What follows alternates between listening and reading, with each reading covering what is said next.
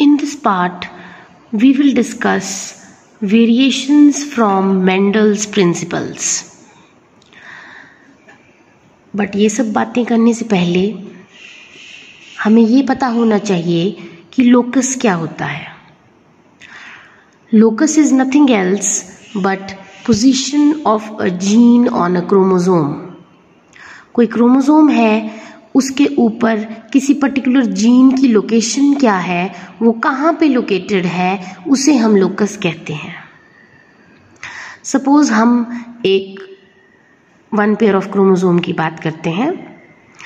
Chromosome के ऊपर एक जीन प्रेजेंट है, दैट इज कैपिटल T, और उसी का एलील उसके बगल वाले क्रोमोसोम के ऊपर प्रेजेंट है, दैट इज स्मॉल t. ये स्मॉल t भी हो सकता है, ये कैपिटल T भी हो सकता है, that depends upon the situation. तो यहाँ पर हमने एक जीन की बात की है और उसके दो एलील्स हैं.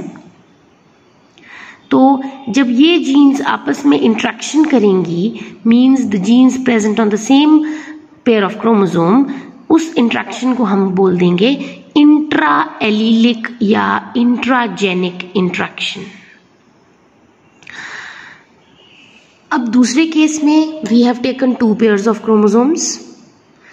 फर्स्ट पेयर में कैपिटल T स्मॉल t है, जीन के दो एलील्स, और दूसरे क्रोमोसोम में कोई जीन कैपिटल P है और उसका दूसरा एलील जो है that is small p. Now when these genes alleles of these genes they will interact with each other. अब क्योंकि क्रोमोसोम्स यहाँ पर टू पेयर्स इन्वॉल्व्ड हैं, तो ऐसे केस में हम इंट्रैक्शन को इंटरजेनिक या नॉन एलीलिक इंट्रैक्शन कह देंगे. अब हम इन इंट्रैक्शंस के कुछ एग्जाम्पल्स डिस्कस करेंगे. First of all, intra allelic या इंट्राजेनिक इंट्रैक्शन, इसके हम एग्जाम्पल्स लेंगे.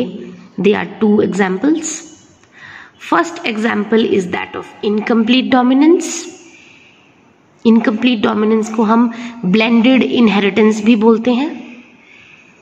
और दूसरा एग्जाम्पल जो है दैट इज को dominance. These both examples, they are that of intra-allelic or intragenic interaction. Intergenic या non-allelic interaction के examples भी दो हम discuss करेंगे. Polygenic inheritance and epistasis. But first of all, we will discuss the first example of intra-allelic or intragenic interaction, and that is incomplete dominance, and moreover it is also known by the popular name of blended inheritance.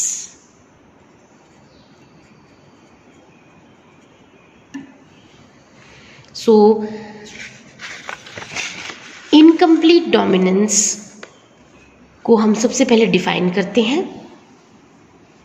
Incomplete dominance में here dominant gene is not able to dominate the recessive gene completely.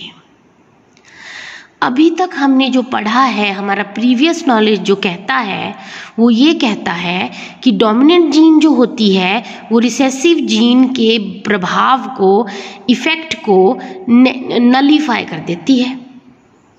But हम जब incomplete dominance देखेंगे examples के तौर पे, तो हमें पता चलेगा कि डोमिनेंट जीन जो है वो रिसेसिव जीन के इफेक्ट को कंप्लीटली सप्रेस या नलीफाई नहीं कर पा रही है. एग्जाम्पल्स यहाँ पर हमारे पास तीन हैं देखने के लिए. First example is mirabilis Jalpa, 4 o'clock plant भी बोलते हैं जिसको. सेकेंड इज ऑफ एंटीरेनम, जिसको हम डॉग फ्लावर या स्नैपड्रैगन भी बोलते हैं. And third is case of some bird that is Andalusian fowl. तो सबसे पहले हम मिराबिलिस जालपा के एग्जाम्पल को देखते हैं. ये फ्लावर्स होते हैं, इसके फ्लावर्स जो हैं वो इनकम्प्लीट डोमिनेंस के फिनोमिना को एग्जिबिट करते हैं. तो मिराबिलिस जालपा जो है उसमें दो टाइप के फ्लावर्स हम लेंगे. प्योर रेड, जिसका जीनोटाइप कैपिटल R है, और प्योर वाइट जिसका जीनोटाइप स्मॉल आर है। इसमें इन दोनों का गैमीट्स बनेंगे, कैपिटल आर स्मॉल आर, और ये आपस में इंटरेक्ट करेंगे। फिर हमारे पास जो इंट्रैक्शन या F1 जनरेशन जो तैयार होगी, इनके इंट्रैक्शन से F1 जनरेशन जो बनेगी, that is going to be, कैसे ये इंटरेक्ट करेंगे, capital R small R, capital R small R, capital R small R, capital R small R, means सारा रिजल्ट सेम है। Result is hybrid, capital R small R, capital R small R, capital R small R, capital R small R. But इनका colour देखिए, अब according to Mendel इनका colour होना चाहिए था hybrid, means red, क्योंकि आर कैपिटल रेड था और स्मॉल आर वाइट था, तो कैपिटल आर ने स्मॉल आर को नलीफाई करना था, सप्रेस करना था, और फ्लावर का कलर हाइब्रिड रेड होना चाहिए था। बट यहाँ पर ये हाइब्रिड रेड नहीं है, this is pink, all are pink, means this is a clear cut example of incomplete dominance. इसका मतलब है ये जो आर जीन है ये स्मॉल आर को नलीफाई नहीं कर पाई है कंप्लीटली, इसका सप्रेशन इफेक्ट जो है वो नहीं हो पाया है, and all are pink, that is heterozygous, and this is F1 generation. अब हम F2 का रिजल्ट देखते हैं। हम क्या करेंगे, यहां से कैपिटल आर स्मॉल आर लेंगे और कैपिटल आर स्मॉल आर लेंगे, बोथ ऑफ देम, इनको क्रॉस करवाएंगे, उसका रिजल्ट देखते हैं फिर क्या बनता है। Capital R small R cross करेंगे कैपिटल आर स्मॉल आर के साथ, पिंक या हेटेरोजाइगस, ये हमारे पास गैमेट्स बने हैं, capital R small R, capital R small R, इनका क्रॉस हुआ है, capital R with capital R pure red, capital R with small R pink, capital R with small R pink, small R with small R white, this is F2। तो यहाँ पर हमारे पास जो result आया है that is pure red 1 flower है, pink they are 2 in number, और white जो है दैट इज ऑल्सो 1। बट हमने जो लॉ ऑफ डोमिनेंस पढ़ा है उसके अकॉर्डिंग जो F2 का रिजल्ट आता है वो तो 3:1 होता है, फिनोटिपिक रेशियो 3:1 होता है। बट अगर हम यहाँ पर देखें फिनोटिपिक रेशियो को तो 1 is red, 2 are pink, 1 is white, and the genotypic ratio is also the same, 1:2:1। so incomplete dominance एक ऐसा फिनोमिना है, ये बात ध्यान में रखनी है हमने।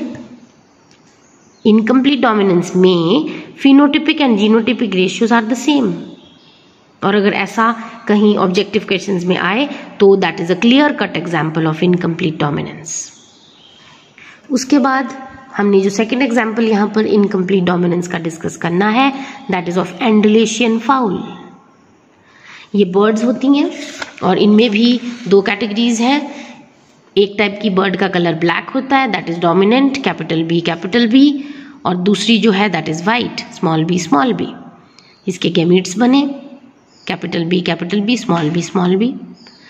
रिजल्ट आया F1 जनरेशन का, capital B, small b, all are the same. उसी तरह जैसे कि हमने मिराबिलिस 4 o'clock प्लांट में डिस्कस किया था, capital R, small r, all are same, all are blue in colour.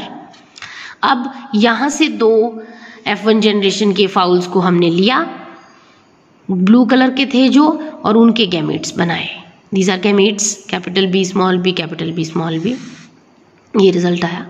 देखिए हम क्रॉस को इस ढंग से प्यूनेट स्क्वायर बनाकर भी हम रिजल्ट निकाल सकते हैं, मतलब कैपिटल B एक तरफ स्मॉल b और दूसरी तरफ भी वैसे ही लिखना जो गैमेट्स बने हुए हैं। Capital B is black, capital B, small b is blue, and small b is white.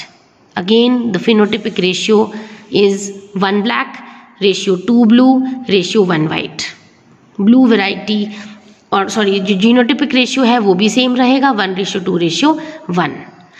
अब ओल्डन डेज में जब इनकम्प्लीट डोमिनेंस का नॉलेज नहीं था, जो फाउल पालते थे लोग, तो ब्लू वैरायटी जो है वो कॉस्टली बिकती थी। तो उन्होंने क्या किया कि जब उन्हें लगा कि ब्लू वैरायटी तैयार हो गई है तो उन्होंने सोचा कि ये ब्लू वैरायटी की ब्रीडिंग से जो है ब्लू ही वैरायटी तैयार होगी, बट ऐसा नहीं हुआ। ब्लू वैरायटी जो है वो 50% आई और 25% वाइट और ब्लैक भी आ गए। उन्हें क्या करना चाहिए था, उनको ये ब्लैक वैरायटी और वाइट वैरायटी को मारना नहीं चाहिए था, but they killed all these black and white varieties thinking that blue variety से ब्लू वैरायटी तैयार हो जाएगी, बट ऐसा नहीं हुआ। सो जो है इनकम्प्लीट डोमिनेंस में always remember that phenotypic and genotypic ratios they are the same.